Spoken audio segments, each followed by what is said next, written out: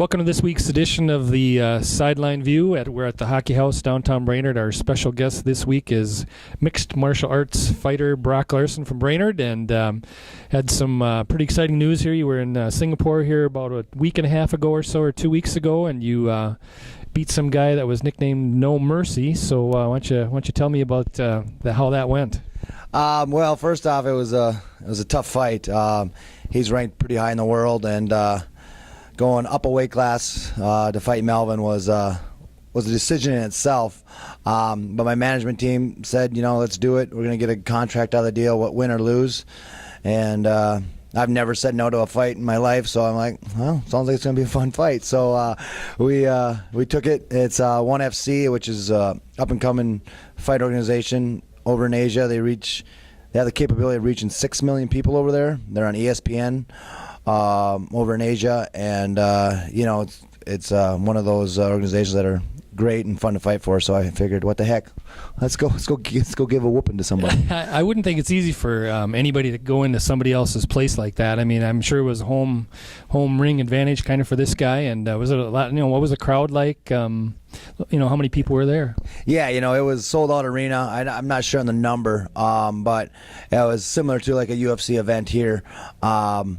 And the Asian fans are awesome. I mean, respectful. They boo when you need to be booed. They cheer when you need to be cheered.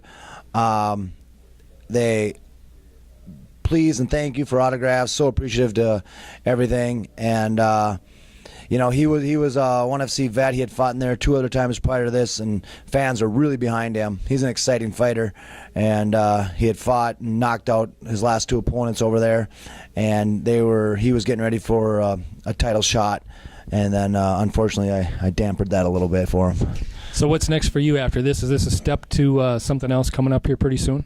Yeah, I think that the big thing is I'm going back down to welterweight, my weight class at 170, and getting geared up for a 170-pound title. Right now it's vacant, so I've got some fights coming up that I can't quite announce just yet over there with 1FC, and big fight, big name. But, keep plugging away, keep getting the wins, and fight for a world title. What your style, how did it differ from the guy that you just beat? The style that I have and Melvin has is completely different. Melvin's world-class striker. He's a K1 champion. He's a world champion kickboxer, Dutch kickboxer. Got all kind of accolades in the stand-up field, and MMA all-star as well. And my style is more of the opposite, where I come from a wrestling background, come from a Brazilian jiu-jitsu background, and I'm more of the grappler type. I want to hug you. He wants to hit you. So I like hugs. So hugs, no drugs, right? Hugs, no drugs, absolutely. So I mean, it was a interesting classic matchup, grappler versus striker, going back for decades.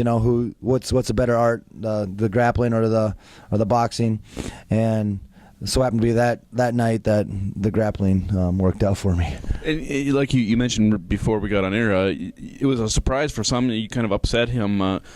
How does your style kind of lend itself to kind of surprising these stand-up guys? Well, it's kind of, I have the ability to dictate the fight a little bit more than they have. They have the ability to knock anybody out at any time, which is a great trait to have. But for myself, I have the ability to dictate. If the stand-up fight isn't going the way I want it to go, I have the ability to take it to the ground, or at least clinch it up and to make it slow down the pace a little bit. Where in Melvin's case, he had no ability to change or dictate the fight. He was stuck trying to keep it standing, and that was his only go-to. Where if I feel like I can stand with the guy, I'll stand with the guy and use my wrestling to keep it standing, sprawl, and defend the takedowns that way. And in the case with Melvin, where he's a world-class striker, it was definitely get it to the floor and use my submission skills and my ground and pound skills. You burst onto the scene and made a really, really big name for yourself right away, and then you kind of fell into a little funk there. Where are you at right now in your career? It kind of revised a little bit. I did. I won like 18 fights in a row.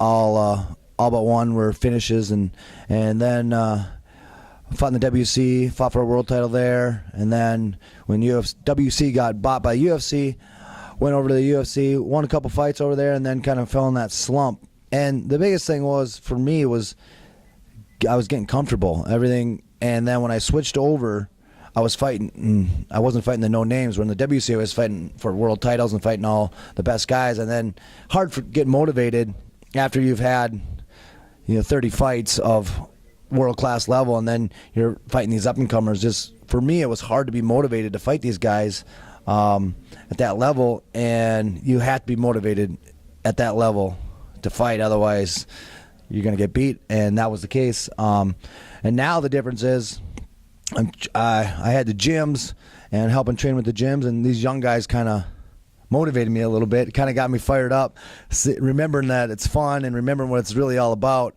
And then I went down to Florida, trained with American Top Team. I went there for a week, one time before my fight before Manhoef, and really liked it.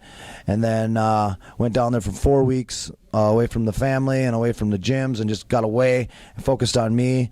And went down there and trained, and got my butt kicked by world champions down there. And they got Olympic wrestlers down there. They've got world champion jiu-jitsu guys, and they've got world champion kickboxers. So that was kind of a difference maker too. Kind of made me fight and made me hungry again. Speaking of Olympic wrestlers, no more wrestling in Olympics. What your thoughts on that? Yeah, that's a bunch of crap. They got to change that. Or there are going to be MMA fighters going crazy here on the council. So they better fix that. So do you think MMA will ever be an Olympic sport?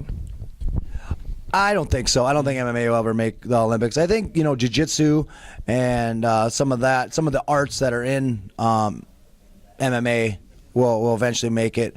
But if they do fall through and cut out wrestling, I don't know if there's any hopes for the Olympics anymore. Yeah. Tell us a little bit about is it M1Q? Is that the place where you're out of right now? Yeah, MIQ. MIQ. It's a place over here in Brainerd. It's right by Hardee's. It's where we train. We got a bunch of guys there. We got a lot of young up and comers that are fiery, and we got most of them are amateurs, and they're just getting started. And it's a lot of fun playing with those guys and seeing the spitfire that they got.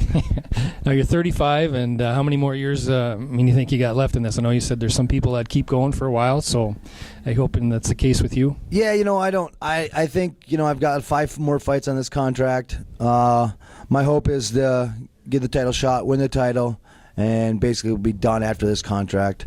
I don't want to be fighting into my 40s at all. Mm-hmm. So I'm hoping to a couple years leave my mark, finish on top, and then focus more on getting the schools back going and just turn it over to the young guys, and have them carry the torch a little bit, and I'll show them the ways. Maybe get a desk job after you're done then, right? Yeah, that'd be great. I can see you sitting behind a desk. Keyboards. Jeremy, any other questions that you can think of? Now we're going to recess here, and we're going to go over to the MIQ, and Brock's going to demonstrate the rear naked choke on Jeremy. So I'm kind of looking forward to that. It'll be good times.